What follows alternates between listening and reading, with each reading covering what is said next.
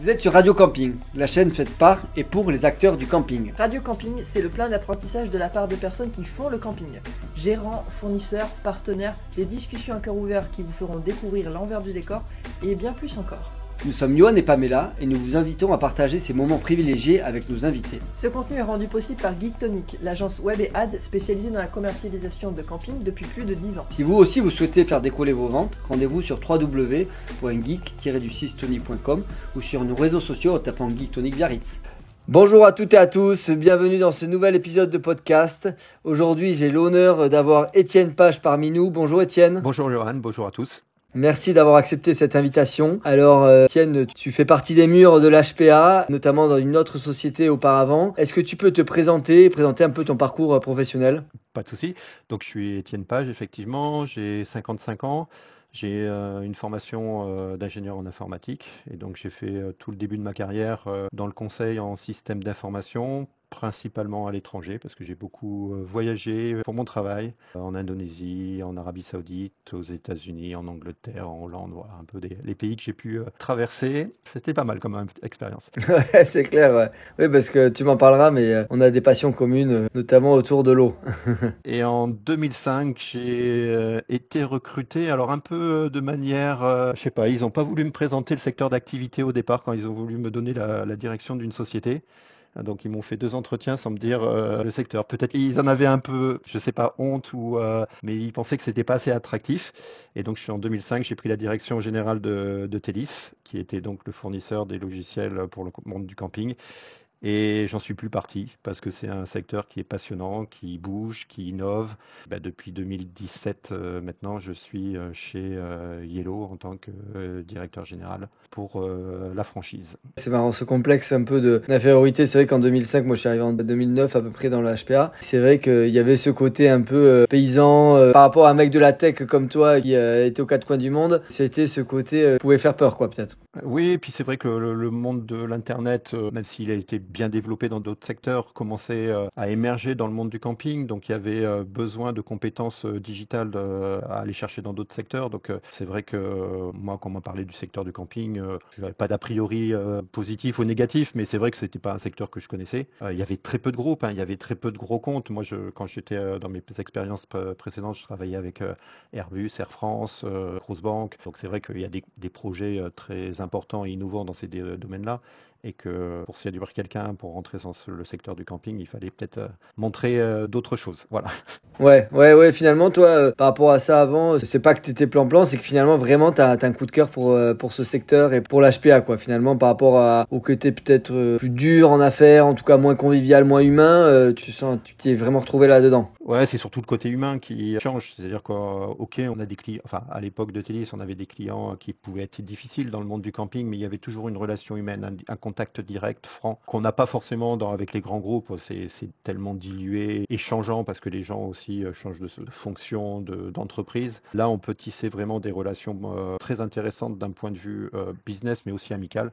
Puisque c'est vrai que, j'ose même plus le dire, 19 ans de carrière dans le monde du camping, il y a beaucoup de personnes qui sont devenues des amis et avec qui on parle business, bien sûr, mais on ne parle pas que business. On dit tout le temps qu'on fait des relations conviviales, notamment aussi dans la tech, au niveau dans les grosses entreprises, mais c'est beaucoup de relations de façade, alors que dans l'HPA, il y a une vraie confiance. C'est vrai que c'est un tout petit milieu qui est hyper organique, c'est un écosystème vraiment à part là-dessus, que tu sentais pas dans d'autres grands secteurs. Je suis assez curieux là-dessus parce que moi, j'ai quasiment que grandi là-dedans dans l'HPA, et c'est vrai que quand des fois, je vais me frotter un peu sur d'autres secteurs, en fait, c'est comme si j'avais vécu en vase clos, quoi. Je suis sidéré un peu des fois des relations et de ce qui peut se passer au niveau business, ce qui est vraiment la réalité du business ailleurs, quoi, en fait. Puis je pense que ce qui est intéressant, alors pour toi, peut-être encore plus maintenant, mais c'est qu'on a un pouvoir d'influence, alors dans le sens positif du terme, c'est-à-dire que voilà, il y a des nouvelles choses qui se passent dans le secteur du camping, on est en contact direct avec ces mouvements et ces événements. On peut à la fois y participer, à la fois les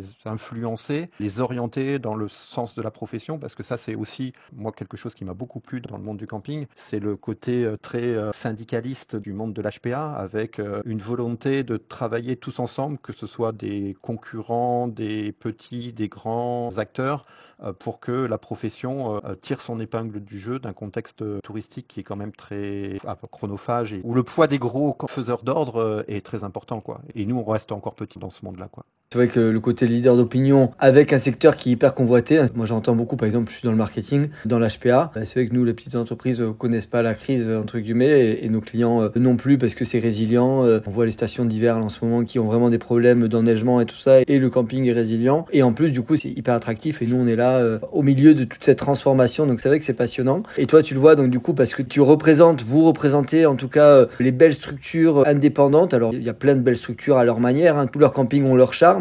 Mais en tout cas, vous aujourd'hui, Yellow, c'est quoi votre positionnement? C'est quoi votre créneau? Quels sont vos campings adhérents? Comment ça fonctionne? Alors, Yellow est une franchise, donc les campings qui adhèrent à la franchise sont indépendants, sont des propriétaires de camping. Généralement, des propriétaires qui ont le camping depuis plusieurs années ou voire plusieurs générations. On aime bien les histoires de famille chez Yellow. On dit souvent la famille Yellow et c'est pour le vivre de l'intérieur, c'est vraiment le cas. On est positionné sur le secteur haut de gamme. On est une marque premium et ça a été vraiment le credo à l'origine de la fondation de Yellow par les 4 fondateurs qui étaient Bernard Sauvert, Hugues Mirabel, Roger Plat et Robert Giner, de créer une marque haut de gamme de qualité. Donc la qualité, c'est vraiment le critère de recrutement chez nous. Et surtout de conserver la commercialisation en direct, puisque en 2000, lors de la création de Yellow, les tours opérateurs commençaient à investir Internet. Ces 4 visionnaires ont tout de suite vu que s'ils n'investissaient pas ce domaine-là, ils ne seraient que des producteurs et ils ne pourraient plus commercialiser en direct avec donc des marges qui seraient réduites. C'est un outil de commercialisation, mais aussi de développement produit, quoi. C'est-à-dire que vous faites la communication et les ventes. Enfin, en tout cas, vous êtes un vrai appui là-dessus, mais aussi vous tirez vers le haut les campings sur leurs produits, quoi, aussi. Oui, bien sûr, il y a la montée en gamme qui est très importante pour nous. Les campings Yellow, à titre d'exemple, investissent plus de 55 millions cette année pour monter en gamme tous leurs produits. Ils sont indépendants sur les investissements qu'ils font. C'est eux qui les financent et qui les décident. Mais bien sûr, nous, on les accompagne, on leur dit ce qui marche moins bien. On les conseille par rapport aussi bien aux produits d'hébergement qu'aux infrastructures, qu'aux services, puisqu'on est une marque qui propose beaucoup de serviciels, donc tout ce qui est animation, etc. Donc voilà, pour certains, besoin d'accompagnement et on le fait en plus de la communication et de la commercialisation, bien sûr. Quand on vient chez Yellow, on n'attend pas que du produit. Forcément, vous êtes des emplacements, vous êtes des bons produits avec des belles infrastructures, mais vous êtes aussi un service client de qualité avec des services proposés, quoi, un peu à la façon Club Med peut-être. C'est un peu, si on prend un parent comparaison sur l'hôtellerie, c'est un peu votre secteur, parce que c'est vrai que Club Med, bon, ils ont des super emplacements pour le coup, et les infrastructures, des fois, c'est pas des plus gros parcs aquatiques qui est, mais par contre, ils sont super bons sur les services, quoi. Exactement, c'est-à-dire qu'on fait aussi attention à l'infrastructure. Je dis souvent c'est la course à l'armement au niveau infrastructure, c'est-à-dire c'est à celui qui a le plus beau parc aquatique, le plus bel balnéo, le plus beau quartier premium, mais la partie servicielle pour des produits, on va dire qu'on appelle nous famille, c'est-à-dire tout ce qui est club enfant, restauration est devenu très très important pour nous, qui est aussi une différenciation qu'on peut avoir par rapport à d'autres concurrents qui sont plus dans la pure infrastructure. Et ça, vous accompagnez les gérants de camping parce que c'est vrai que c'est dur. Vous, par exemple, contrairement au Club Med, vous avez du service à proposer surtout sur qu'une partie de l'année. Donc, les gens ne peuvent pas forcément pérenniser autant de salariés. Donc, une montée en formation rapide sur des personnes qui bougent beaucoup. Ça, c'est une contrainte qu'ont les campings et notamment dans vos types de structures. Oui, mais c'est aussi une contrainte que tous les autres campings ont. Le recrutement est devenu vraiment très problématique.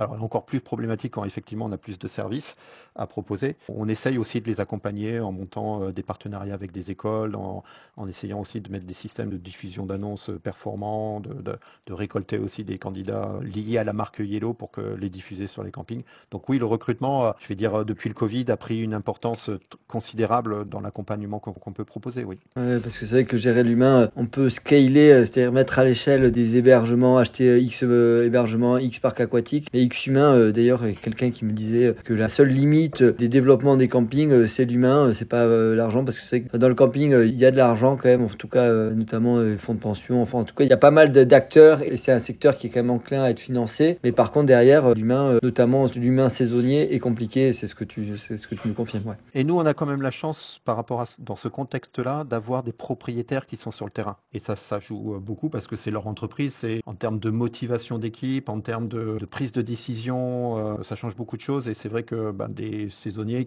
quand ils peuvent directement parler au patron, c'est vrai que ça les motive plus et on le sent vraiment, quoi. Et ça, c'est créer une âme dans un camping quand il y a un capitaine du bateau et qu'il y a un pilote, forcément, pour créer un projet d'entreprise, pour créer un sens à ce que les gens font au quotidien et donc créer un écosystème dans la structure, ça doit forcément aider, même si c'est des grosses structures, forcément, ça donne une directive et une personnalité aussi au camping. Vous savez aussi les campings, ce sont des lieux de caractère, quoi, dans leur territoire, quoi. C'est une des caractéristiques des campings Yellow, c'est-à-dire qu'on n'essaye pas de reproduire le même modèle de camping dans tous les Yellow. Au contraire, on essaye d'avoir une personnalité qui se dégage de chaque camping différente pour que nos clients, chaque fois qu'ils font un Yellow, aient une ambiance, une atmosphère très différente qui correspond en plus à la personnalité du camping. On a un camping qui est la reprise d'un village western, qui s'appelle le village western, voilà, parce que le patron, il est passionné de chevaux, d'ouest américain, et donc il a fait un camping à son image.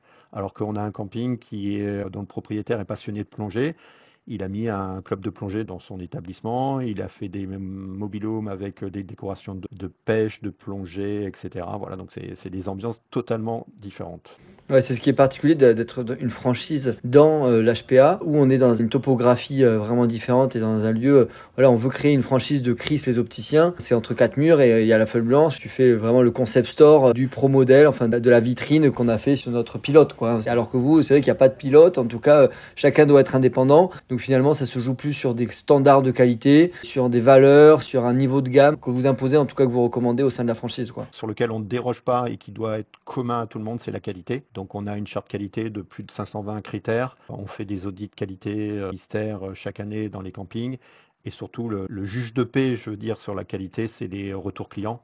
Donc on a plus de 80 000 questionnaires de satisfaction client qui nous donnent vraiment individuellement par camping les niveaux attendus de qualité et les améliorations possibles à réaliser par les propriétaires. Ouais, c'est vrai qu'il y a le côté émergé de l'iceberg, mais le côté immergé et émergé, c'est plutôt le côté justement les avis, enfin tout ce qui se passe sur place, la vraie satisfaction client. Et ça, c'est pas que en ayant le plus gros looping à l'intérieur, c'est aussi voilà au quotidien avec la considération. Et ça, c'est vrai que les avis prennent une part de plus en plus importante et vous le considérez de manière importante. Vous êtes combien d'adhérents Yellow ? On est 95 campings, donc en France, Espagne et Portugal. On en a 7 en Espagne, 2 au Portugal et puis le reste en France. Pour revenir sur la qualité, c'est vrai que nous, on fournit à nos franchisés un rapport hebdomadaire de suivi qualité qui leur permet d'être très réactifs parce qu'effectivement, on peut faire un bilan en fin de saison, mais ça sera trop tard. Donc, sur la qualité, on a vraiment mis en place des outils qui leur permettent de réagir très vite parce qu'effectivement, avec tout le personnel qu'il y a, et puis on n'est pas jamais à l'abri d'un incident, d'un problème, de quel qu'il soit. Et donc, voilà, ils peuvent prendre des mesures adéquates. Ouais, parce que derrière, vous êtes convaincu qu'en faisant de la qualité, les taux de conversion pour vos campings, est-ce que vous l'avez constaté ça, ou en tout cas les taux de repeat, c'est-à-dire de renouvellement d'un client au sein du réseau, mais aussi au sein de l'adhérent, mais aussi les taux de conversion quand quelqu'un vient, regarde les avis, etc. Ça joue beaucoup. C'est important, surtout vu qu'il y a sûrement du repeat, pour redire un anglicisme, le cross-sale, c'est-à-dire la vente entre établissements au sein de la marque Yellow est important chez vous. Et il peut y avoir des effets de ruissellement s'il y a une mauvaise qualité et même des taux de conversion qui sont mauvais, même sur un premier personne qui arrive via une pub télé qui arrive sur le site Yellow. En tout cas, vous sentez que c'est vraiment important que les avis, en tout cas la satisfaction client soit au rendez-vous, quoi. Oui, et puis c'est surtout, où la fidélisation client est très très importante parce que tu le sais, en niveau marketing, c'est beaucoup moins cher de refaire venir un client qui est déjà venu dans notre marque que d'aller acquérir un nouveau client auprès de nos concurrents. Mais c'est vrai que nous, on cherche plutôt une clientèle en dehors du monde du camping. On essaye de renouveler aussi notre clientèle et donc on va essayer des clients du Club Med, de Bellambra, de ce type d'acteurs. Parce qu'on a du haut de gamme et que ça permet d'attirer une clientèle qui ne connaît pas forcément le monde du camping. Donc la fidélisation, oui, est très importante et on suit ces indicateurs, comme tu le disais, au niveau de la marque, mais au niveau de chaque camping. Et on encourage donc les campings à avoir de plus en plus de fidélisation. Et ça passe par la relation humaine, parce que le produit fait beaucoup, mais on a d'autres marques et d'autres campings indépendants qui ont des très bons produits maintenant, ce qui n'était pas le cas il y a 10 ans. Hein. Donc nous, il faut qu'on se distingue aussi par d'autres choses maintenant. Et le service en est vraiment l'élément important, quoi. L'infrastructure, si vous avez un beau site, si vous avez des éléments visibles, justement, quand on parlait de l'iceberg, ce qui est visible, mais après, ce qui va permettre de surdélivrer et qui va permettre de vraiment créer la différence, c'est peut-être la valorisation du client via le service et les petits soins que vous allez pouvoir lui donner. Et ça, c'est vrai que c'est plus dur de le valoriser d'un point de vue com, hein, même si on essaye de mettre de l'émotion dans notre com et notre gros enjeu au sein de Geek Tonic. En tout cas, vous sentez que c'est comme ça aussi que vous créez de la satisfaction et vous le sentez sur tous vos questionnaires. D'ailleurs, donc du coup, vous avez ce côté groupe et donc entraide et donc aussi vous vous tirez vers le haut, quoi. Souvent on dit que les gérants de camping sont un peu isolés, beaucoup vivent sur leur terrain de camping, ils travaillent sur leur terrain de camping, alors que quand on va d'un point A à un point B déjà pour travailler, avec des collègues à l'année où il y a les Yellow, il y a des salariés, hein, contrairement à un gérant de camping des fois où ils se retrouvent à deux l'hiver à vivre et à travailler sur le même lieu. Mais en tout cas, voilà, vous, le phénomène de groupe aussi joue un intérêt important dans le côté de se tirer vers le haut. On a dit sur les produits, sur les services. Vous faites quoi, des séminaires pour ça, c'est quoi? Et effectivement, 2 séminaires par an. On a aussi des réunions régionales qui sont mises en place. On a beaucoup d'échanges qui se font entre campings, hein, presque qu'on initie ou auxquels on participe. Mais pour donner un exemple assez illustrateur, c'est que on a un scoring global qualité qu'on met à jour toutes les semaines. Et c'est la page la plus consultée de notre site par les franchisés, enfin de notre extranet par les franchisés. Et pourquoi? Parce qu'ils regardent qui sont devant eux et ils appellent leurs confrères pour dire bon ben voilà, comment tu as réussi à avoir telle note sur tel secteur. Moi je galère, est-ce que tu peux me donner les bonnes pratiques que toi tu as fait? Et voilà, il y a beaucoup d'échanges qui se font. Comme je parlais de famille, voilà, on a des campings qui sont là depuis maintenant plus de 20 ans. Donc je vais dire former les nouveaux adhérents sur le concept Yellow, mais aussi pourquoi chez eux ça a marché et comment aider. On a beaucoup de nouveaux campings qui rentrent chez nous parce que il y a cet aspect aussi entraide, conseil que des campings peuvent donner entre eux, quoi. Au niveau du siège Yellow, on a bien sûr notre mission de développer le chiffre d'affaires de chacun des campings. Ça, c'est notre mission de base au travers de la communication et de la commercialisation. Mais les franchisés apportent aussi tout un tas de services entre eux, justement sur ce conseil. Nous, on n'a jamais géré un camping, on n'a jamais fait tourner un parc aquatique. Il n'y a que les campings qui peuvent donner les très bons conseils par rapport à ça. Alors nous, on va pouvoir dire, allez voir tel camping parce que je sais que son parc aquatique, il fonctionne très bien, ou que son resto il fonctionne très bien, ou qu'il a fait des quartiers premium qui ont des très bons revpars, mais c'est les propriétaires qui vont s'échanger entre eux ces bonnes pratiques, quoi. D'un point de vue infrastructure, quand même, vous mettez le paquet aussi. On voit certains gestionnaires de camping enfin, infrastructure et même concept, comme tu dis, concept store. On voit que, quand même, quand tu dis western, d'ailleurs, vous avez un enjeu, c'est que vous êtes quand même les innovateurs. Alors, c'est vrai qu'il y a des campings indépendants. Comment vous puisez, comment les gérants de camping puisent leur inspiration pour faire des toujours différents, toujours plus gros, toujours, voilà. Ils ont beaucoup d'imagination. C'est vrai que Yellow a toujours été le groupement innovateur, hein, dans le monde du camping, hein. On a été les premiers à avoir des mobilhomes, après on a été les premiers à avoir des balnéos, bien sûr des parcs aquatiques juste avant. On a été les premiers à mettre des emplacements non tenus avec sanitaires privatifs.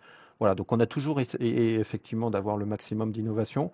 Ça se fait au travers des voyages, parce que nos propriétaires voyagent beaucoup et regardent ce qui se passe sur des destinations touristiques, puisque effectivement nous, comme on a une clientèle qu'on qualifie d'haut de gamme, hein, c'est une clientèle qui consomme pas que du camping. C'est une clientèle qui va aller aux États-Unis une année, qui va aller en Asie du Sud-Est une autre année et qui va faire une autre année le camping.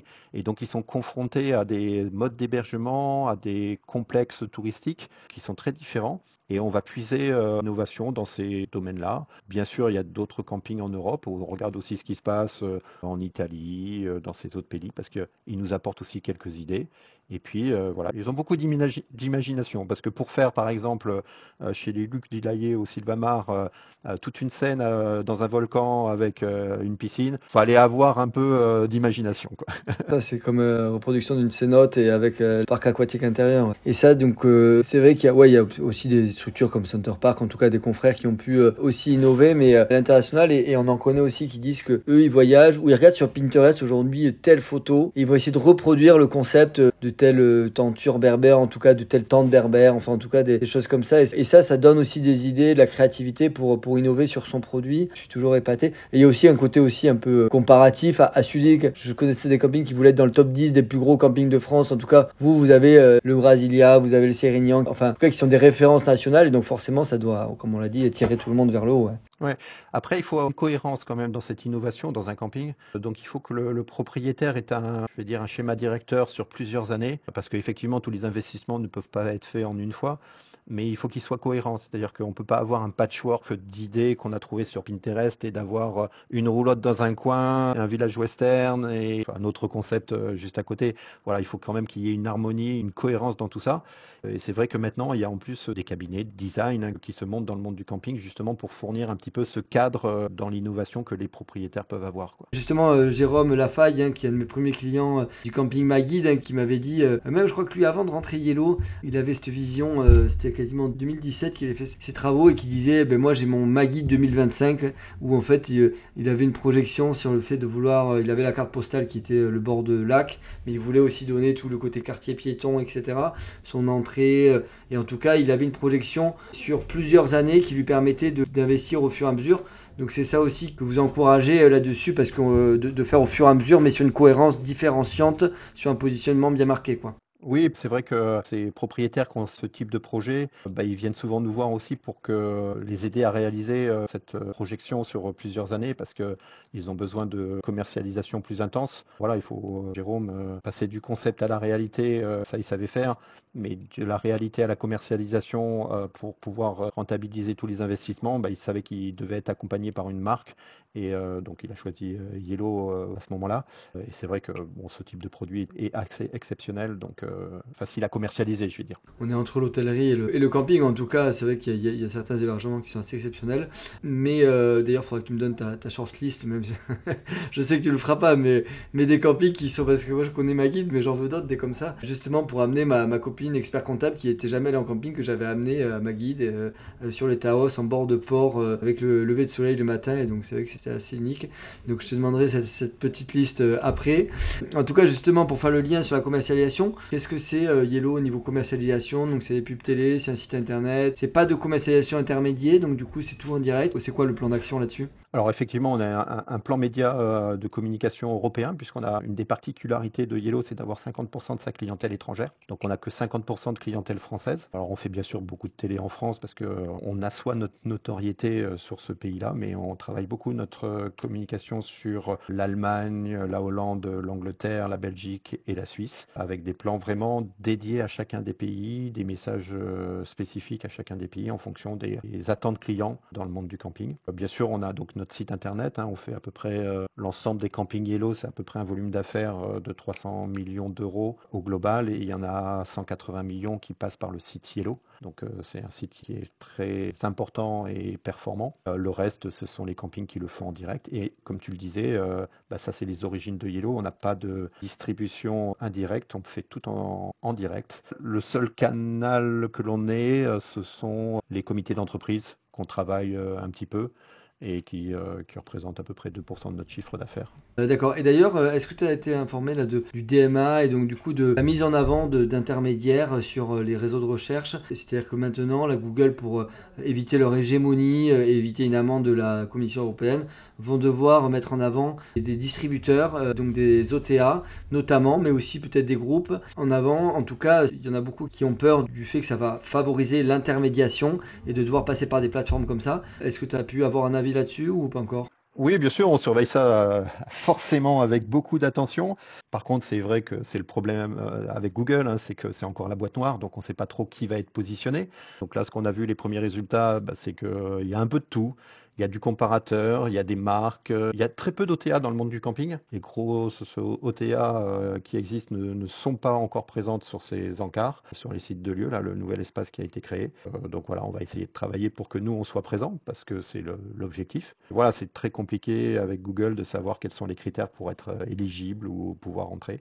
Mais on y travaille et c'est vrai que ça va changer un peu le panel. Après, je le disais tout à l'heure, on a quand même une fédération qui a beaucoup travaillé pour s'assurer que les grosses OTA aient un peu moins d'emprise que ce qu'elles n'ont dans l'hôtellerie classique. Je pense que depuis bien 15 ans maintenant qu'on travaille, alors moi je faisais partie de la commission OTA à la fédération à l'époque de Télis. Voilà, on essaye de travailler de concert toute la profession pour garder cette distribution directe, alors plus ou moins selon les acteurs, bien sûr. Je pense qu'on peut encore travailler tous ensemble pour limiter ça. Alors, on va voir comment ça se passe avec ce nouveau DMA, alors qui n'est pas encore figé, hein, puisqu'il y a encore pas mal de choses qui se passent au niveau de la Commission européenne. Donc il y a encore des négociations possibles pour que des choses changent. Oui, parce que c'est vrai que c'est particulier. Hein. Vous êtes, alors Google, c'est sûr, c'est quelque chose qui est problématique parce qu'ils disent qu'ils limitent l'accès et ils se mettent en avant, mais c'est quand même un produit du freemium, c'est-à-dire que je suis gratuit.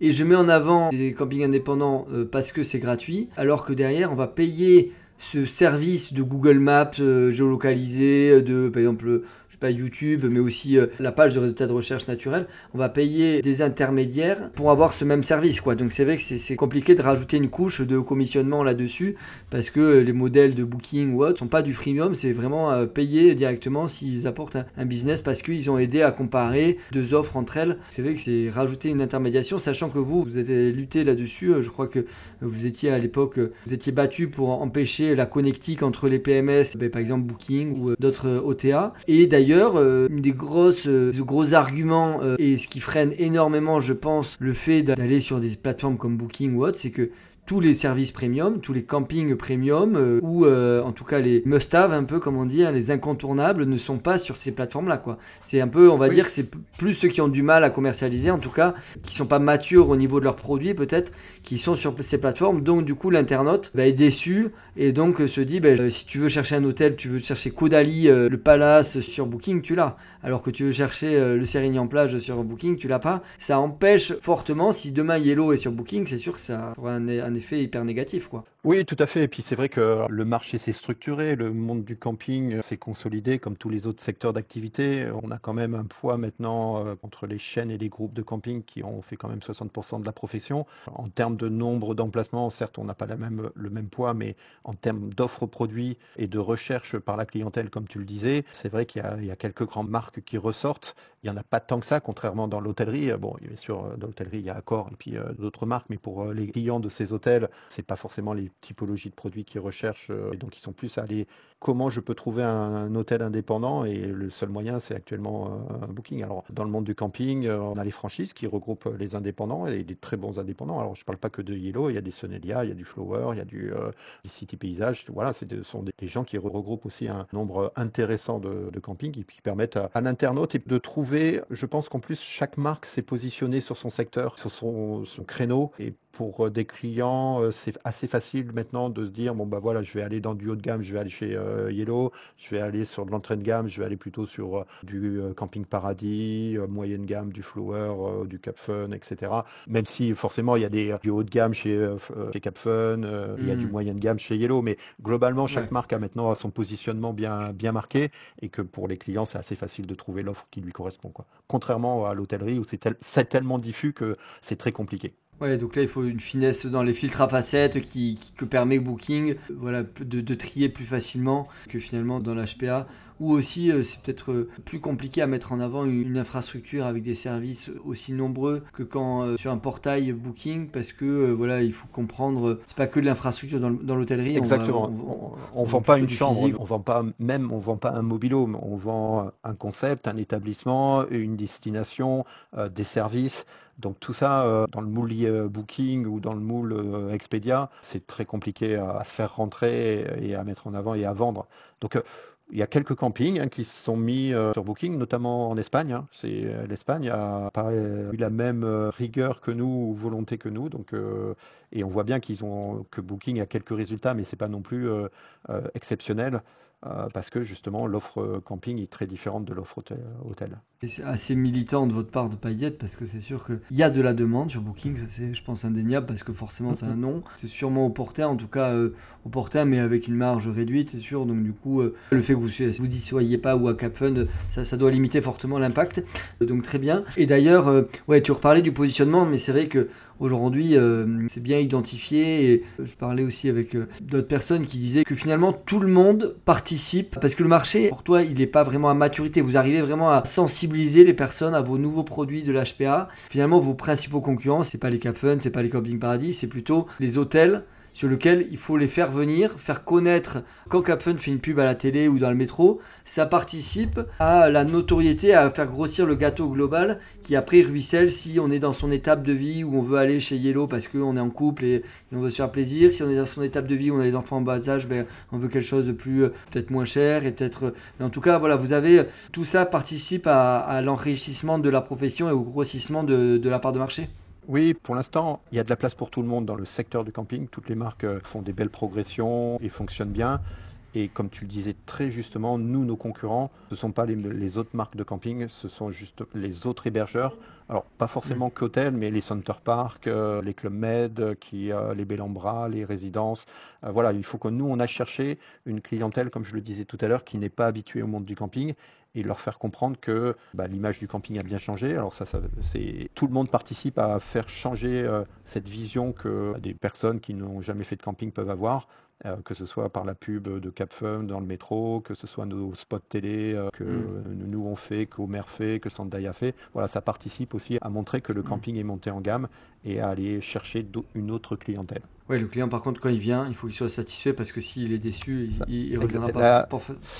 Ouais, c'est un peu ce qui est arrivé juste après Covid, c'est-à-dire que le camping a eu un dynamisme post-Covid très important parce que c'était du plein air.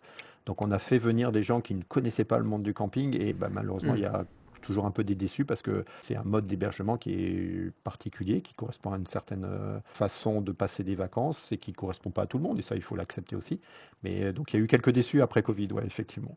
Ça, est-ce que vous sentez une résilience justement on parlait de Club Med, concurrent Club Med par exemple, mais est-ce que vous sentez un côté sédentaire un peu plus dans les clientèles, notamment CSP+, qui maintenant se posent la question, non, je vais peut-être plus rester en France, je vais peut-être pas aller à Bali pendant mes vacances d'août, mais plus me dire, non, je vais aller en France là-dessus. Est-ce qu'il y a aussi un phénomène forcément impact CO2, notamment pendant le Covid, c'était au-delà de l'aspect environnemental, c'était plutôt le côté contrainte, mais est-ce que ça a bénéficié maintenant la conscience écologique fait que en fait, l'HPA permet aux Européens de rester un peu plus dans le coin et donc du coup de venir en camping Yellow? Oui, je pense que là, sur les 2 dernières années, et je pense que 2024 aura la même tendance où on a quand même des belles saisons, ce phénomène existe. Et qui plus est pour nous, dans le haut de gamme, où il y a une sensibilité et surtout un pouvoir d'achat de notre clientèle pour pouvoir partir à l'étranger, pouvoir prendre plus d'avions qui existaient, on sent effectivement que cette réflexion de limiter, alors un peu, je vais le dire, on n'est pas encore à arrêter de prendre l'avion, mais de ralentir sa consommation d'avion. Nous, la problématique qu'on a dans le monde du camping, c'est qu'on est quand même un acteur qui n'est pas de proximité. C'est-à-dire que nos clients, ils viennent souvent de loin. Ils font entre 500 et 1500 km pour venir, donc forcément avec de la voiture. Donc notre impact carbone reste quand même important de par l'aspect transport. On estime à peu près que l'impact carbone d'un séjour en camping, c'est 80% du transport et 20% pendant le séjour, quoi.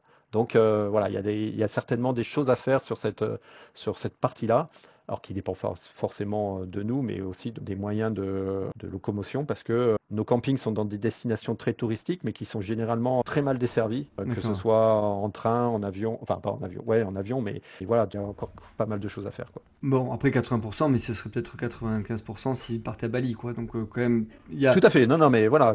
Pondéré avec le fait de partir à l'autre bout du monde en avion, mais et par contre, vous n'avez pas de clientèle locale, par exemple Magui, de quelqu'un comme moi du Pays Basque qui va faire 2 heures pour aller passer un week-end au camping Magui, mais c'est pas le gros volume de chiffre d'affaires et de nuitées. Oui, puis ça dépend beaucoup de la destination, de savoir en plus il y a des grosses agglomérations autour. Par exemple, on sait très bien que, par exemple, nous on a des campings dans la Drôme qui sont souvent occupés en basse saison par des Lyonnais. Voilà, ça dépend un petit peu les campings bretons, typiquement, ont une clientèle locale très importante, beaucoup plus que, par exemple, les campings du Languedoc-Roussillon, où la clientèle locale est très très faible. Voilà, donc on essaye de le développer aussi, hein. On incite aussi les campings à avoir une communication locale plus importante.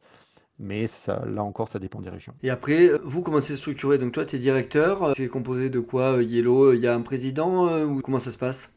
Alors, on a bien sûr un président qui est Bernard Sauver, qui est une figure emblématique de l'HPA, hein, qui a été vice-président de la fédération et a eu plusieurs responsabilités syndicalistes. On a un comité de direction qui est composé des fondateurs de Yellow, qui se réunit à peu près tous les mois. On avait une réunion hier justement à ce propos-là, sur lequel on prend les grandes décisions stratégiques et sur la chaîne. Et ensuite, D'accord, ouais. on a une quarantaine de personnes au siège qui s'occupent du revenu management, de la communication, de la commercialisation, de l'informatique, du call center et de la qualité. D'accord, vous avez un call center, vous avez le revenu management aussi intégré là-dessus, et c'est voilà, vous avez toutes sortes de prestations là-dessus pour la commercialisation en interne à Yellow, donc une quarantaine de personnes comme vous le disiez. Ouais. Ouais, D'accord. exactement. C'est quoi les budgets com enfin si vous communiquez là-dessus, hein, sinon c'est pas grave, mais Oui, oui, oui, non, non, mais on est assez transparent hein, parce que voilà, on a un budget de communication de 14 millions. Donc, hmm, qui permet enfin, le budget de la franchise est de 14 millions, donc ce qui permet de faire beaucoup d'actions de com et surtout depuis 3 ans maintenant de la communication sur les marchés européens parce que c'est vraiment notre axe stratégique là depuis 2 ans. Parce qu'après, du coup, c'est comment la répartition de le fonctionnement? C'est vous prenez un commissionnement sur les ventes fixes, c'est ça? Alors, c'est beaucoup plus simple que ça, c'est-à-dire qu'on a un pourcentage du chiffre d'affaires hébergement du camping. D'accord, largement. Alors, on est sur 6% du chiffre d'affaires hébergement. C'est D'accord. dégressif à partir de chaque million de chiffre d'affaires. Mais D'accord. globalement, voilà, un camping paye à peu près 5% De de commissionnement, franchise à Yellow. Ouais. de manière fixe, ouais. Quelle que soit la réservation, d'où elle vienne. D'accord, ouais. C'est pas lié Ouais, juste au ouais, site internet ou au call center, c'est un etc. côté confiance là-dessus, enfin en tout cas par rapport à un système d'apporteur d'affaires où on est commissionné sur les ventes, c'est que du coup que ça rentre par telle porte ou telle porte, c'est la même chose et vous êtes main dans la main et c'est comme vraiment un concept de franchise quoi. Voilà, c'est la même chose que les franchises Accor, Ibis, etc. C'est le même fonctionnement. Hmm. Et c'est quoi la taille moyenne d'un camping Yellow? Quels sont les critères de recrutement? Quel est le chiffre d'affaires moyen d'un Yellow à peu près au niveau de ces chiffres? Alors la taille moyenne n'est pas très significative, hein, puisqu'on va de 100 emplacements à 1100 emplacements. Voilà, donc Ouais. il y C'est a qui un le plus gros? éventail. C'est le Sérignan-Plage. Voilà. D'accord, ouais. Donc, Ok. voilà. Et puis ensuite, il y a les campings de Bernard-Sauvert, mais comme ils sont 3 campings Ouais. regroupés, voilà, mais le plus gros, c'est Jean-Guy. Et Jean-Guy avec que la partie textile quoi. C'est oui, ça. que la partie D'accord, ok. textile. Ouais. On ne Ok. commercialise pas la partie natu qui fait partie d'un Ouais. autre réseau, parce que D'accord. c'est vraiment spécifique. Ok. Et les critères de recrutement, c'est la qualité. Voilà, Mhm. enfin, c'est le premier critère. C'est aussi d'avoir des gens qui sont dans le temps long. Nous, on ne fait pas rentrer un camping pour que 2 ans plus tard, ils quittent la chaîne et qu'ils se revendent plus cher.